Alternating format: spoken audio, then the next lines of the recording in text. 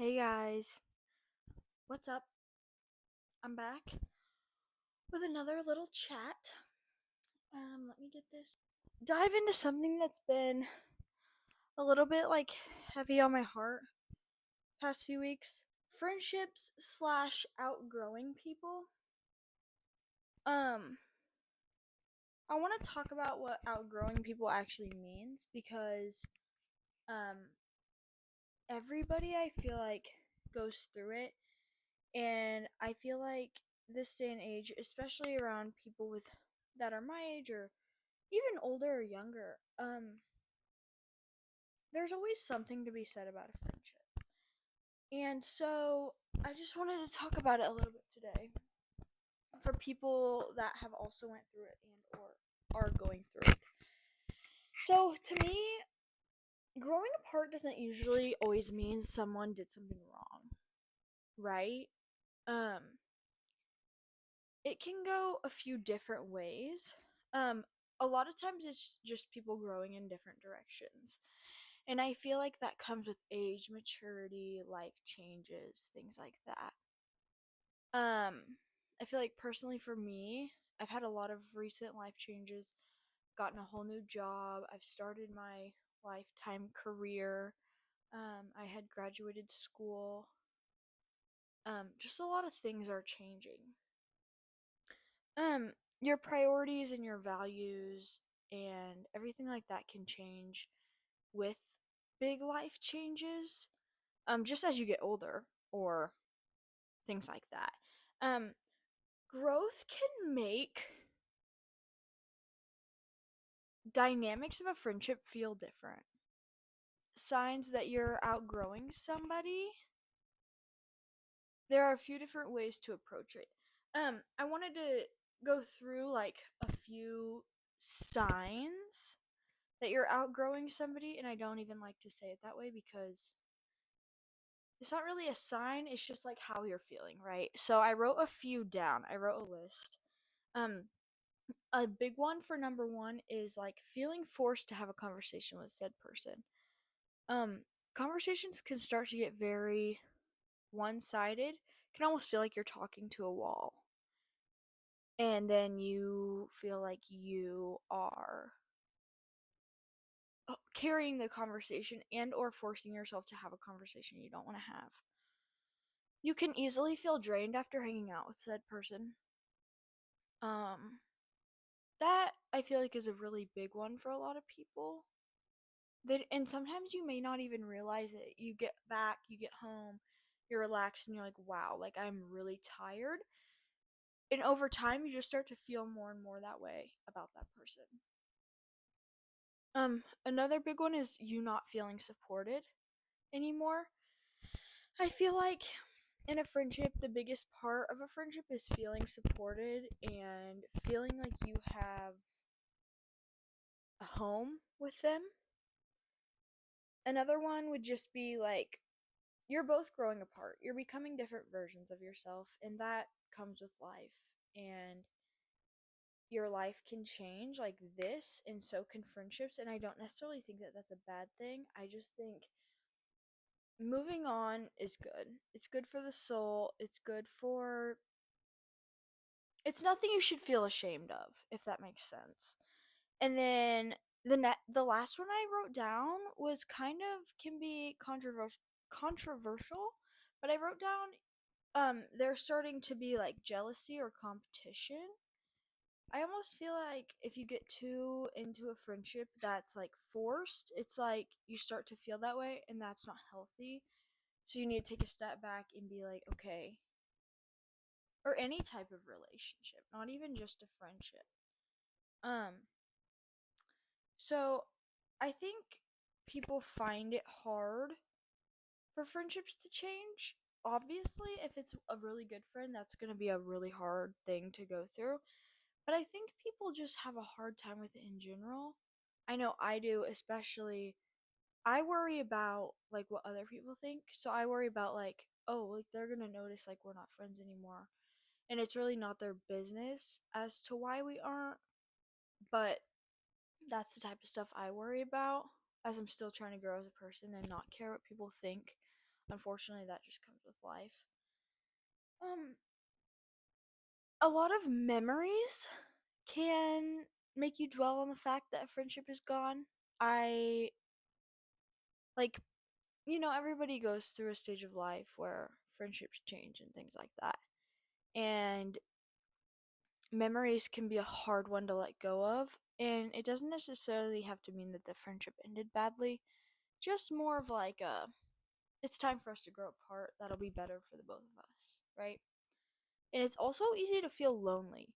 I feel like that's not talked about enough, especially if you have a significant other like myself. I have a amazing significant other, but if I find myself the special ones to you can make life feel really lonely.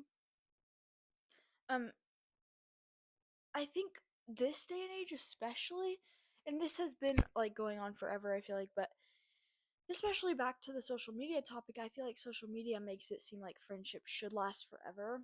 And I feel like that's where people run into trouble because even if it's an unhealthy friendship, I think a lot of people will, again, dwell on the fact that, especially if it's a best friend, and you feel guilty for letting that best friend go, but if it's what's best for you, I think that trumps it all. Um I think there are differences between like a rough season and then like outgrowing a friendship.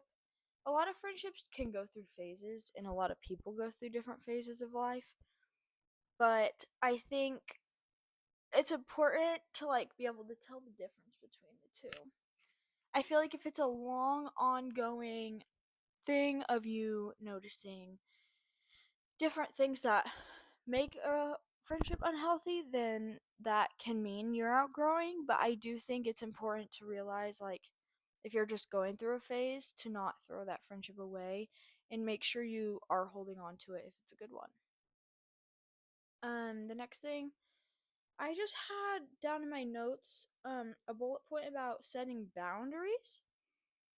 This was a big one for me, specifically when I had a significant other um in the beginning of high school, and it's not the significant other I'm with now, but I always think back to those days. I had a really hard time separating my dating life with my friends, and I lost a lot of my friends because I put that over the friendships, and it wasn't even a very healthy relationship. And so I think that can also get you really tied up in the moment, and that's a really easy way to lose friends. But I think setting boundaries that way, and then also setting boundaries just by simply saying no. Sometimes I feel like if you, opposite of what I just said, if you are with them too much, you just tend to say yes even to things that you don't want to do. And I've also been in that position. And I have to remind myself, like, it's okay to say no. And not saying no all the time.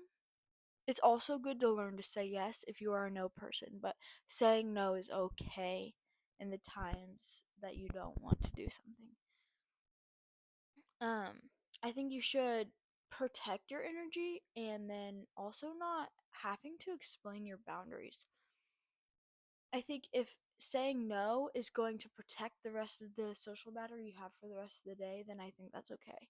I don't think going and saying yes to one thing that you don't want to do should drain your social battery, because then you're exhausted for the rest of the day. And I don't think that you should have to explain that either. I think a lot of people, I know I have had friends that are like, well, why? Like, well, why? Why don't you want to come? It's not necessarily a why. It's just like there shouldn't have to be a why, in my opinion. I think you should be able to make those decisions upon yourself and what you are going through that stage of life. I think people don't talk about this enough, but I definitely went through it, so I wanted to make sure to talk about this. Just simply like the grief of losing a friend. I like losing a friendship. I feel like can hurt as much as a breakup. I don't know, especially the way it happens. I think if it's messy, it definitely can. But I also feel like if it's really like civil and stuff, it also can. I think you can like miss having that presence in your life, especially if you were really great friends, or even if you weren't. Missing having that person that you got along with so well, missing having that in your life can almost make you go through a stage of grief where you're like wow, like I didn't realize how much that person meant to me, things like that.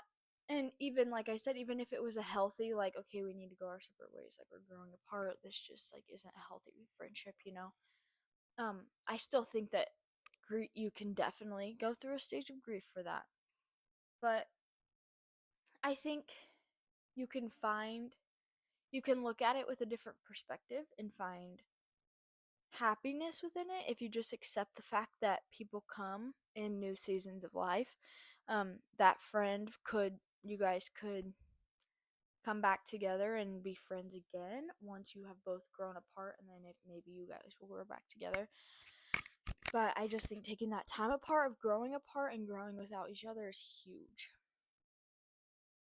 Healthy friendships also aren't talked about enough. I feel like everyone just assumes everybody has a healthy friendship with their friend. But to me, it's like, okay, but what happens behind the scenes that you don't see? Do you know what I'm saying?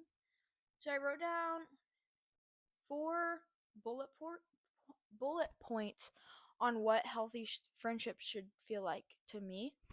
And I think that's feeling supported, mutual effort, being able to grow in different ways without the judgment, and friends who can celebrate growth instead of resenting it. And I feel like that is a huge one because I feel like a lot of times we can catch ourselves resenting the fact that our friend just made a huge accomplishment in their life instead of celebrating it with them.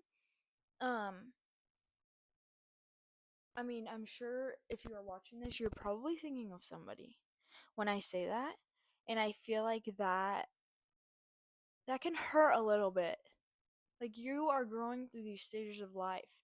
You are celebrating your accomplishments and you don't have that friend to grow with you and celebrate your accomplishments. But I don't think outgrowing people makes you a bad person. It just means you're growing the way to take the high road instead of trying to deny the fact that you're outgrowing it and keep the friendship going even if it's unhealthy.